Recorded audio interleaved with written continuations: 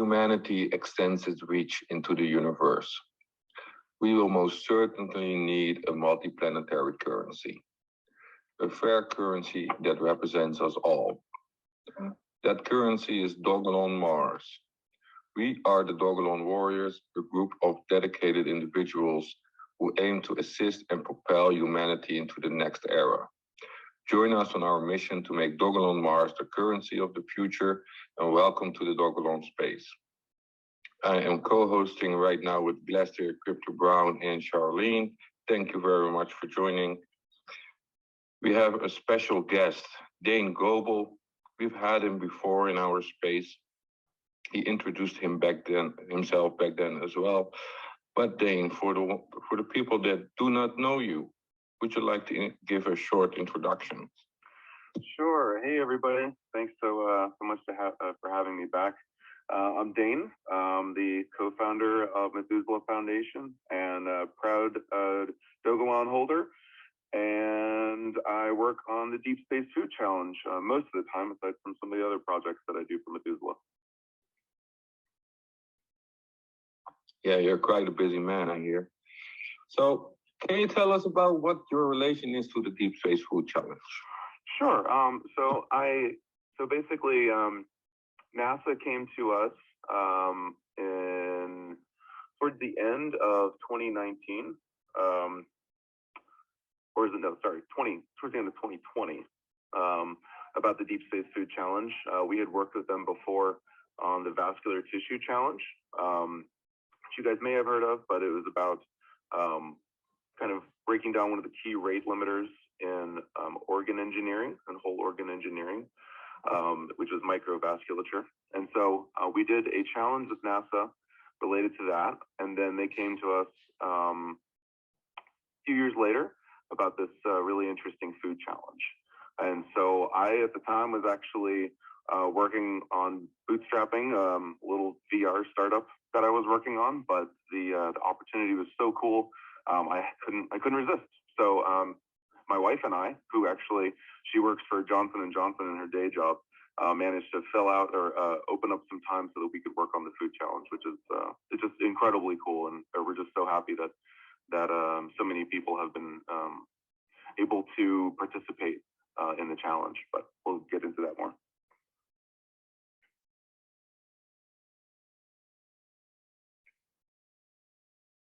Yeah, thank you very much. I was just thinking about your how the NASA asked the Methuselah Foundation about this food challenge, right? So I was just thinking about, could you go a little bit deeper into the origin story of that? How that went, and how you guys went about it? Yeah, sure. So the origin story from before we were involved was the director of the ISS, Robin Gatens, and Monzi Roman, who's the head of Centennial Challenges at the time, were essentially, they were seeing the work that was being done there, around space food.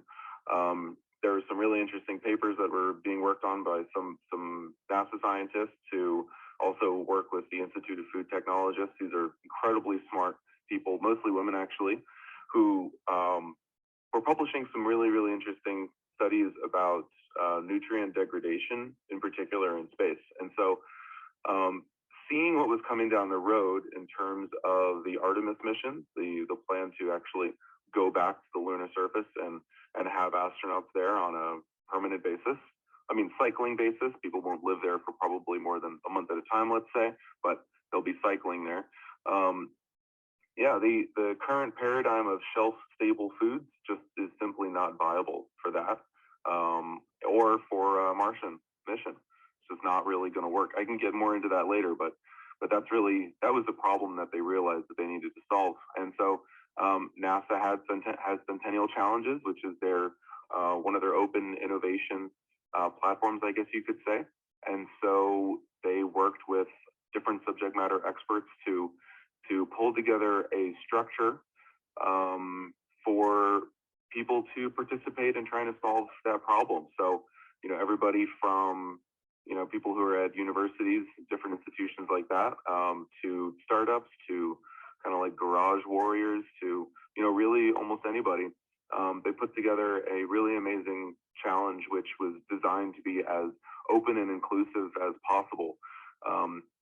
It was for phase one. I can get more into this later, but phase one was a design challenge, so it did not require probably a great deal of money to actually be involved in, since you didn't have to make a prototype. So that's what they started to put together, and yeah, again, it's all in anticipation of the missions that NASA is going to be doing in the near future. And of course, everybody in private space is going to run into similar problems as well. And of course, we have lots of problems back home with food security.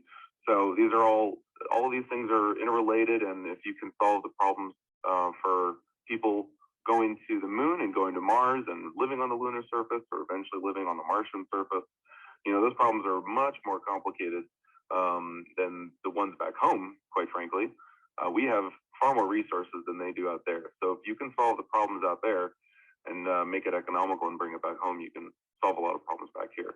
And so the origin story, as far as how we got involved, originally they had another partner in line, a university, but that university had to drop out. They decided to drop out when they realized that they weren't going to get paid, so which makes sense. And so they came to us and said, "Please help us out with this," and we said, "Okay," because it was something that is totally on mission for what we're all about. And yeah, and so that's the short story, or the long-winded short story. So I'm just doing a verify here, because for the last minute you broke up for me last year. Is that just me, or was it Dane's connection there? No, that was just you.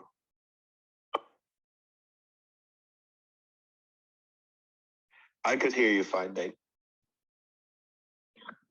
Okay, that's good. I'm just verifying just in case.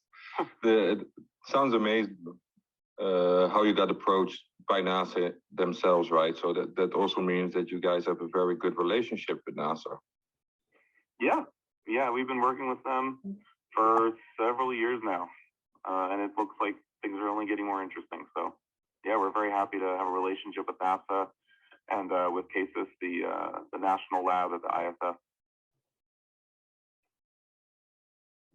Yeah, that's awesome. It's really awesome. So go back to the Deep Space Food Challenge. It's now in the second phase, and could you explain to us what the difference is between phase one and phase two? Sure. So the main difference is the fact that in phase two, teams are actually required to build prototypes. So phase one was somewhat similar to a grant application, and then phase two is full-on prototype. So a lot of teams in phase one did have prototypes in progress, or already had prototypes or even production-ready models that were able to produce food. And so those teams do have a head start on some of the other teams, because it just happened to be that they were already in that part of the industry. But for phase two, yeah, all teams now are going to be building prototypes that have to produce actual food samples that are safe, they don't kill you, and they're nutritious, and have a lot of variety in terms of what they can produce. So those are the main differences, I would say, in terms of what the high-level criteria is. Most of the actual design constraints are largely the same. They're a little bit more aggressive in phase two. Of course, as time goes on, things can get a little bit more specific, understanding what the future mission requirements will be. So there are some differences in that department. The other differences relate to probably the overall structure, the timeline of the challenge. So the first challenge, there was a really, really long open registration period. It was almost like 6 months, because we really were trying to cast a really wide net. We really wanted to make sure that we captured a lot of folks. And so gratefully that did happen. We had in phase one, we ended up with a kind of bonkers number of teams. It was like 250 or something insane. And then we ended up with almost 200 actual complete applications, which is a lot. That's way, way, way, way more than usual. And so it was difficult to actually go through and even have enough judges to judge the challenge. We ended up with almost 50 judges, which is kind of unheard of for a challenge like this. So phase 2 though is much more, now that we've actually done some down selecting, from those first phase 1 winners, which you could almost call like semi-finalists for phase 2.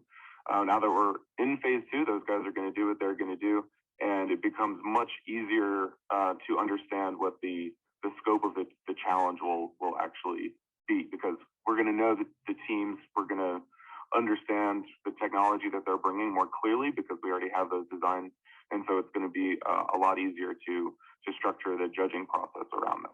Of course, the judging process is probably more, I guess you could say, rigorous or more easily definable than phase 1, because in phase 2, they are actually going to have to evaluate real prototypes with everything being totally quantified. Everything's going to be measurable and much more standardized versus kind of aspirational, open-minded kind of design philosophy from the first one.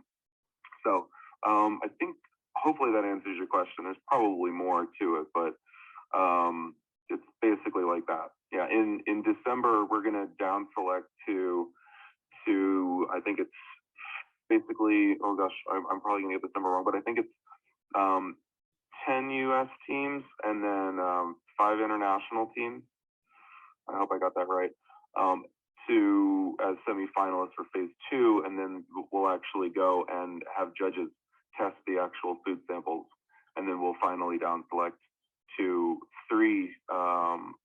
up to 3 international teams and up to 5 US teams. So the challenge is going to be getting much more focused towards the end of the cycle. But I also do think that there's always going to be like a lot of fantastic work that comes out of it, even if it's not a home run necessarily for what NASA is looking for. The companies and teams that come out of this process are going to have absolutely incredible products that they can go and get investment in and bring that technology to Earth, or take it to other people in the space world.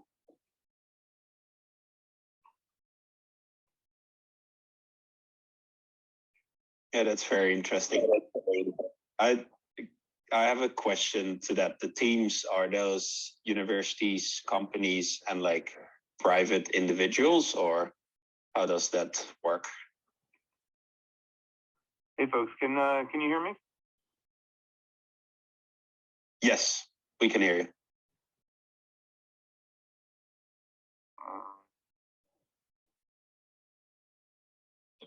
We can hear you. Oh, okay. Did you by any chance hear Glacier's question? No, I didn't. Sorry. Can you hear me? Yes. Oh, I guess Dane is not hearing me. Maybe you can repeat it, Sergeant. So Dane, can you hear me? Yeah, I can hear you. That's very interesting, because Glacier is speaking in the space, but you don't hear him, but other people hear him. So I don't know what that is, but he basically asked, who are the contestants in this challenge? Are those companies, private individuals, universities? What are we talking about? What kind of people are these? Oh, I mean, they're very serious folks, mostly.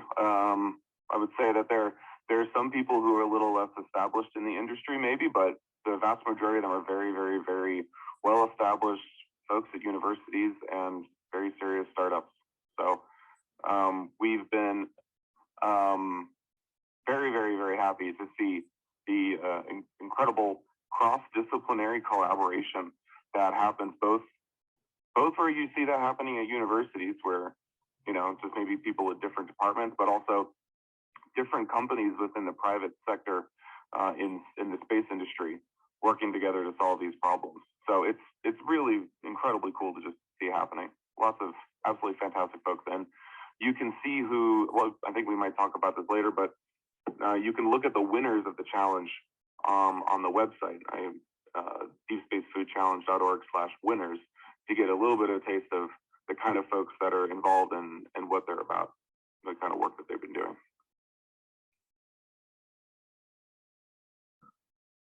So we have multiple winners, right? Yeah, that's right. We had 18. Let's see. So on the Canadian side, they have 10 winners for phase one. The U.S. competition had 18 winners for phase one, and on the international side, there were 10 winners for phase one. And what were the reasons why they won? What made them better than the other ones?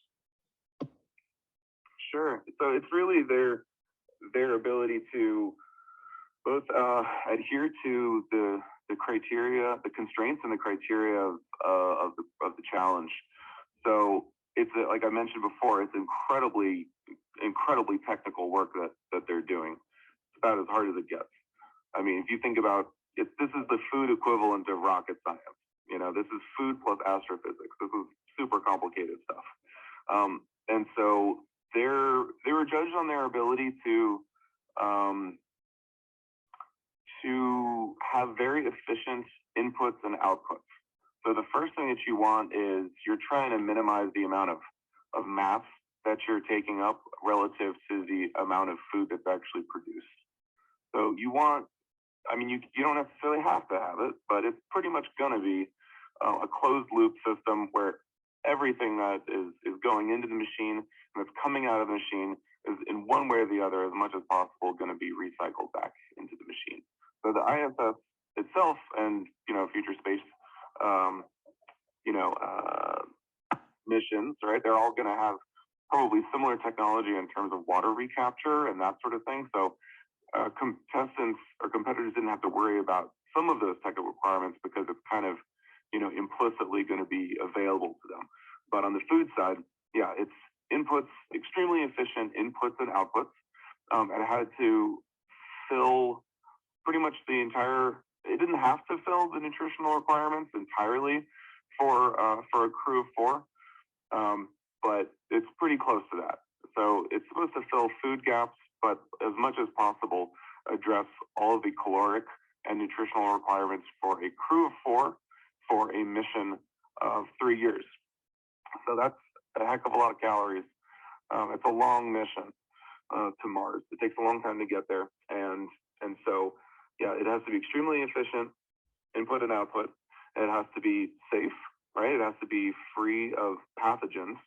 So you think about shelf-stable food, a lot of times it's irradiated to remove any potential pathogens because that has to last a long time. But you have a similar situation if you're growing your food in the craft. It has to be pathogen-free. It has to be acceptable. So that's a technical term.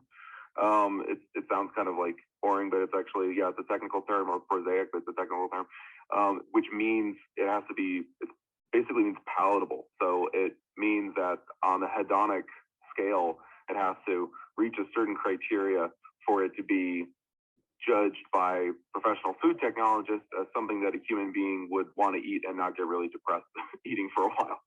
So it has to be acceptable from a palatability standpoint. And then the actual technology itself has to be acceptable from a user experience perspective. So astronauts are extremely busy people. They have basically no spare time.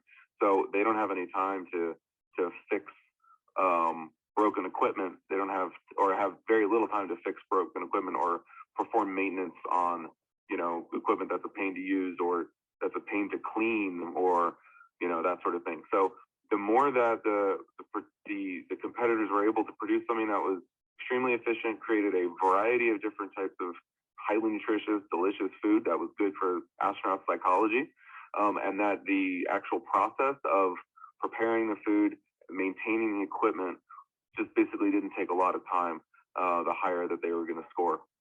Also, they were judged on, this is a little bit of a wild category, but just a subjective level of innovation. Is this something that has been done 100 times before and is maybe just like a minor improvement? Or is this something that really is, potentially a game changer?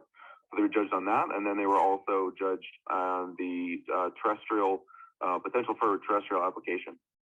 So there's maybe some of you guys are familiar with the term food deserts, but it's basically a place on the planet Earth where even if maybe you can grow some food, it's really, really difficult for the supply chain to get food to you.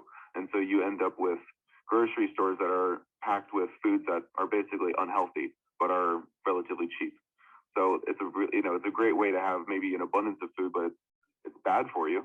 Or places on Earth, of course, just like have food scarcity for a variety of different reasons, whether it's economic or just happens to be a place that's not easy to grow food. And so we were also very interested in technology that could be adapted for Earth in those circumstances, especially Canada in particular. They were really interested in that because they have a large First Nations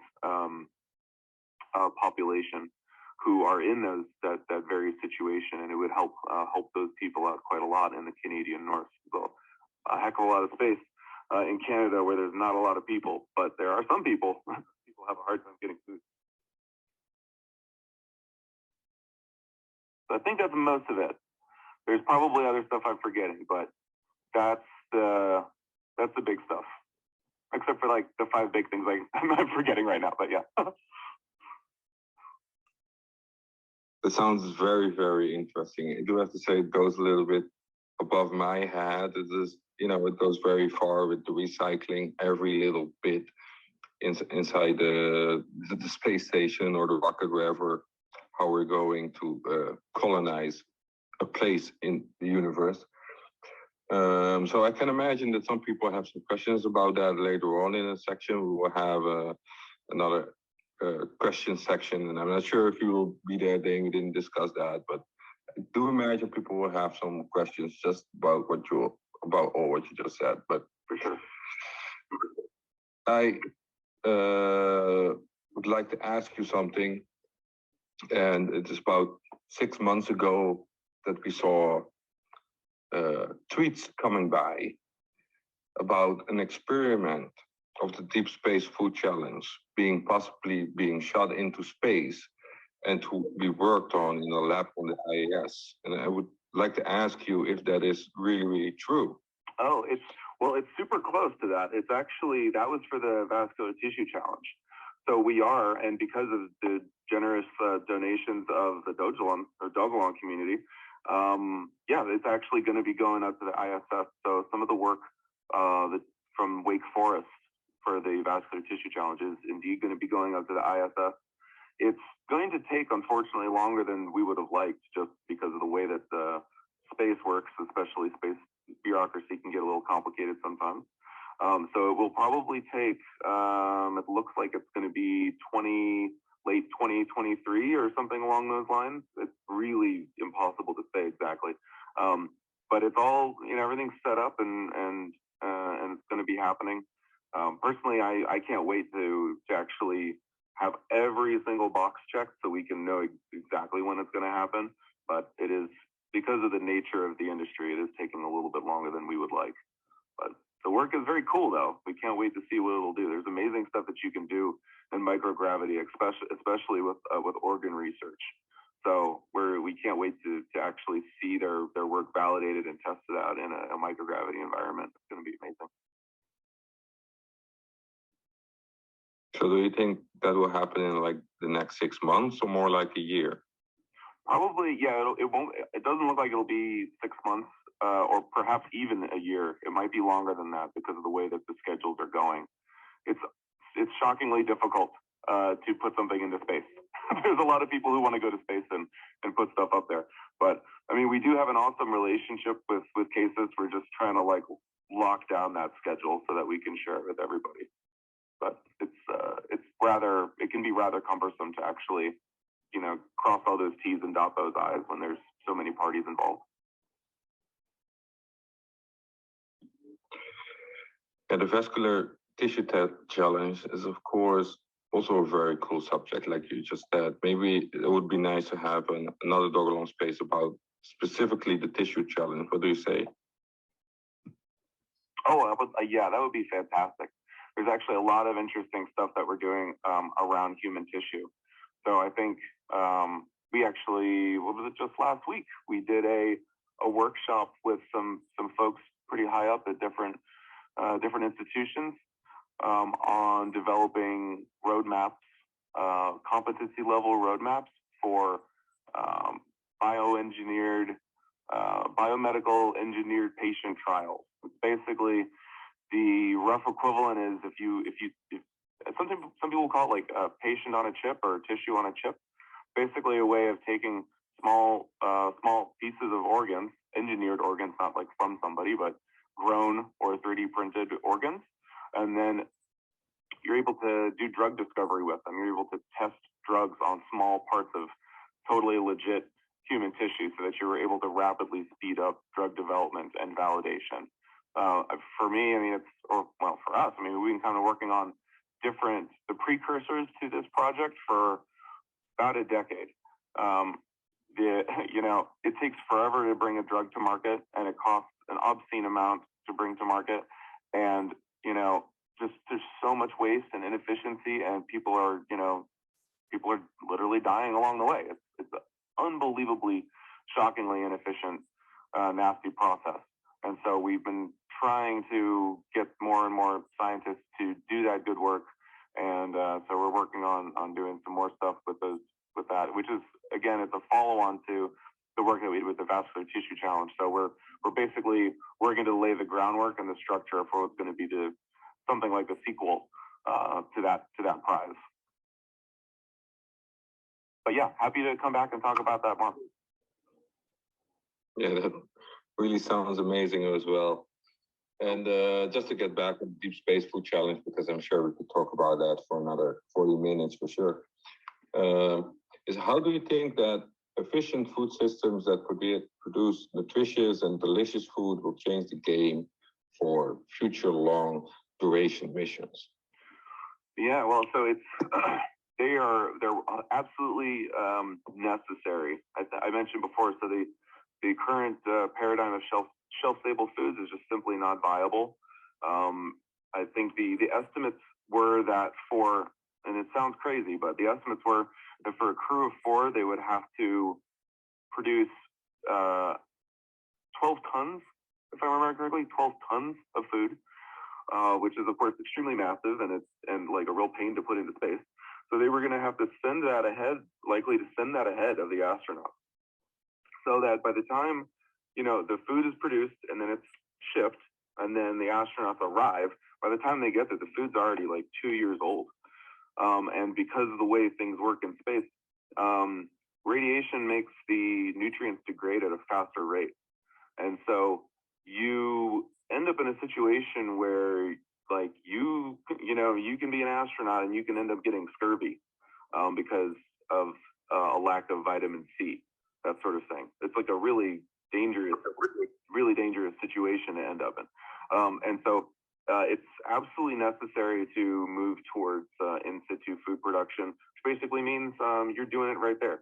So instead of bringing all the food with you, like it's a giant pantry full of like energy bars or something, or like MREs, like if you're in the army or something, it's you're growing all the food actually in the craft, or when you land, it's all actually there available for you. So you end up with as much fresh food as you can possibly get, right? So whether it's fruits and vegetables, which is easy to imagine, but it's also even using alternative protein sources like insects or processed insects to end up with protein powders, or it's 3D printed actual tissue, like actually 3D printed meat, or cell cultured meat, or even cell cultured vegetables and fruit. There was actually one team from phase 1 that did some really, really cool work with cell culture fruit. So so I think because of the nature of the challenge, because it is so incredibly difficult and everything has to be so incredibly efficient, the techniques that we use back on Earth, which just seem kind of obvious because you have loads of sunlight and all sorts of good stuff like that, don't really work. You can't bring a cow with you to space because it's really, really, really heavy. It's hugely inefficient. So all of that stuff has to be completely rethought, completely redone, pretty much. And so, yeah, if you're able to do it up there and you're able to do it with that kind of efficiency, with that amount of scarcity, amazing technology is going to come out of it. And so absolutely necessary for space, but that technology is going to come back down to Earth and help out local communities too.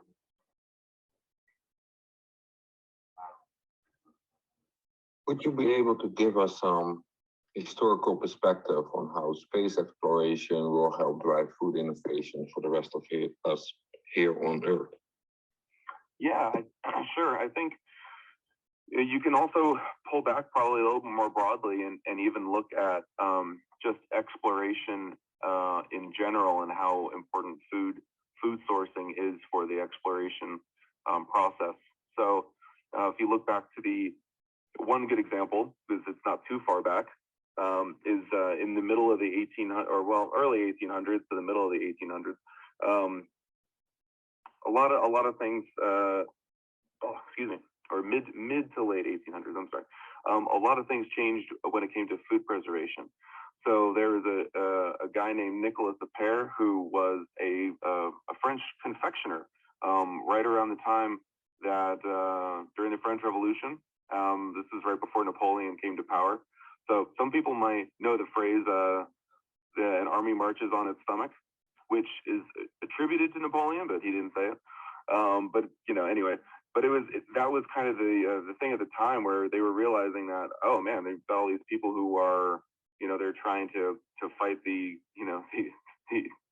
people in charge at the time, but they didn't have enough food. They were really worried about supply chain issues and that sort of thing. And so they created what was called the Food Preservation Prize, which Nicolas Appert eventually won because he invented or arguably invented or standardized food bottling, which was used somewhat at the time, but maybe he did the more scientific version where he would heat it to a very specific temperature, and then you would hermetically seal it. So he did that, and then through one thing or another, the British got their hands on it. I think the story goes that either they stole it or another French fellow actually surreptitiously gave it to them, or even Nicholas himself kind of accidentally lost it to them or tried to sell it and it didn't go right, and I don't know. But anyway, that's where the canning came from, tin canning, and a lot of that is what enabled the maritime exploration of the time, and that in turn is what enabled the ice trade, I guess you could say.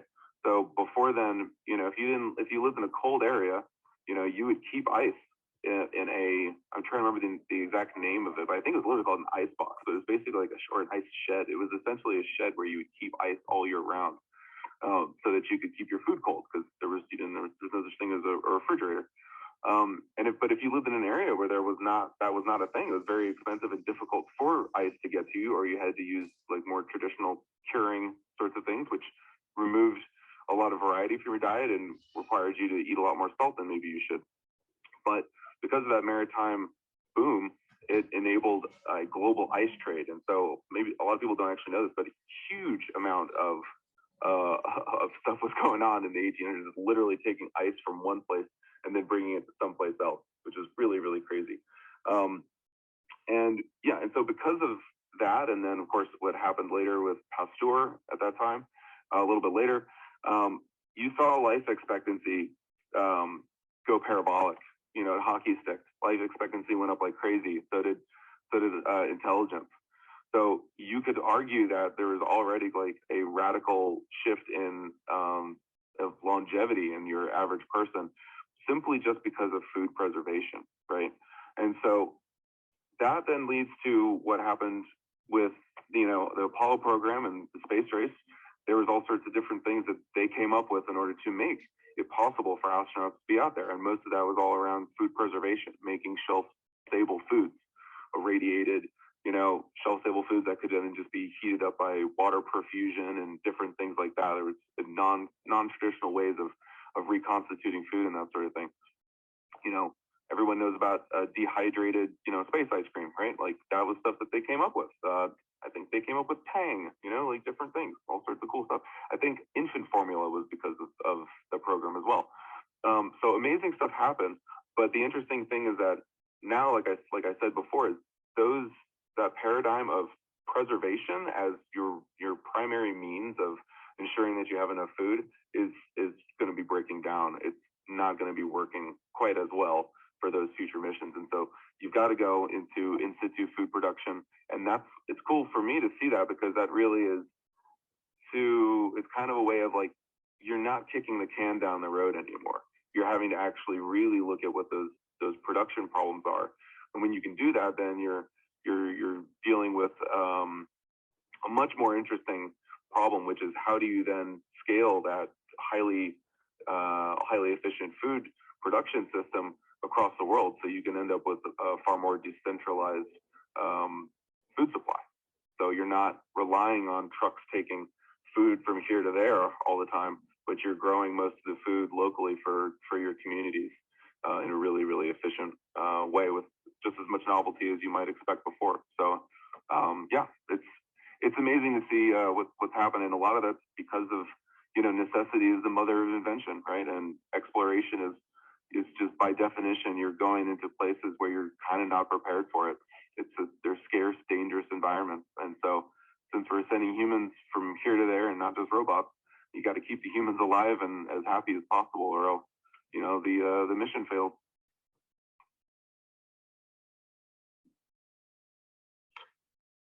So this program really has a major impact globally already, right, from NASA. And what I'm hearing right now with the new types of contests, the Space Food Challenge, that eventually the impact on the planet will be immense as well. Yeah. Right? We're going into a new era, not just for space exploration, but also just globally right now. Yeah, I think that's the case. I think that, especially when you think about the different people that are involved in the challenge right now, regardless of whether or not they end up winning the challenge, because there is going to be down select. But these people they're doing amazing work, and they're gonna take the work that they did for this challenge and they're gonna adapt it for other things. There's definitely no shortage of amazing ideas and talent and expertise within this community. And I'm very, very confident that these guys are going to change the world, whether it's specifically within this challenge proper or whatever they do afterwards. Yeah. Yeah, that's really, really amazing. And I'm just wondering, right? What could the Dogelon Mars community do to assist this process? Well, I don't know. You guys are amazing. You guys are really good at memes, and you guys are just awfully nice people. If anybody knows people who are interested in participating in one way or the other, or they're interested in helping to, one of the most important things really for the competitors is financial backing. So for those who are able to support teams, either because they know somebody who's an investor or whatever it is, the more that the teams have financial backing, the easier it is for them to actually build prototypes, because it's a lot harder to build a prototype than it is to do a design challenge. So that's what was going on in phase one. But now it's much more expensive for teams to actually participate. So we haven't really had anybody drop out yet. I think there was actually just one team ended up dropping out, it looks like, just because they had personal issues or whatever. But so pretty much everybody is still on board, which is really fantastic to see. But as the thing goes along, it can become challenging. So we don't have at this moment, I believe, a direct way for financial support, but it's something that we're working on establishing. So if it's something that is of interest to the community, I would love to hear about that, so we can figure out the right way to structure it. So yeah, maybe we can talk offline or whatever it is. But so mainly that, and then especially for the international teams, because I don't know if I mentioned this before, but the federal government, of course, can't give financial awards to people who aren't citizens or permanent residents. And so the international prize is essentially, it's up to Methuselah Foundation to fund any awards that come out of it. And so that ends up being a little bit of a burden, just because we want to put most of our money into direct aging research. We do, of course, whatever we can, but it would be really, really fantastic to have some funding partners, whether it's corporate or VC, whatever it is, to help, in particular, the international teams along both with funding and with in-kind support. You know, like if you think, you know, the equivalent of like Y Combinator or something like that, like a accelerator or incubators. We'd love to be able to put those international teams in particular in touch with local partners that can help fund them and provide them, you know, lab space and other resources, that kind of thing.